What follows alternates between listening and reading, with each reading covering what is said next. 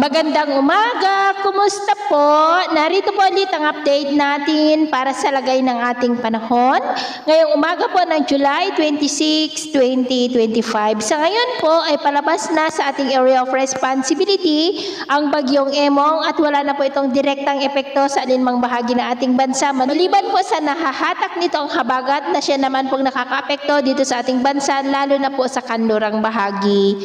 Ang habagat po, kung titingnan natin dito sa wind map, ay posibleng patuloy yan na makakaapekto sa ating bansa hanggang po sa susunod pa na linggo dahil itutuloy yan na hatakin ng bagyo na nasa labas ng ating area of responsibility sa silangan na may international name po na Crosa. At sa ating long range forecast ay wala naman pong bagyo na nakikita na tatawid dito sa ating kalupaan for the next 2 weeks, pero hindi pa rin inaalis ang posibilidad na may sama ng panahon muli na mabubuo dyan po sa may northeast ng ating bansa na patuloy na manghahatak ng habagat sa susunod po na mga araw.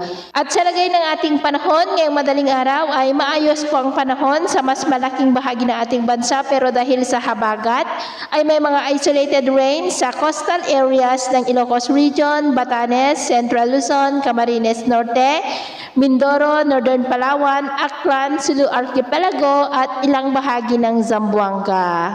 At mamaya po ay sisikat naman ang araw sa malaking bahagi ng bansa, pero dahil pa rin sa habagat ay may tsansa ng cloudy skies with isolated rains sa coastal areas pa rin ng Ilocos Region, Benguet, Nueva Vizcaya, Central Luzon, Nasugbu, Occidental Mindoro, south of Iloilo, Zamboanga Peninsula, Basilan at Holosulu. At mamayang hapon, mas maraming lugar ulit ang makakaranas ng mas maulap na kalangitan with isolated rain sa may Ilocos Region, Cordillera, ilang bahagi ng Cagayan Valley, Central Luzon, Nueva Vizcaya, Mindoro, Dumaguete, Cagayan de Oro, Surigao del Norte, Zamboanga at Davao. At mag-ingat po tayo dahil posible pa rin ang mga banta po ng mga pagbaha at pagguho ng lupa.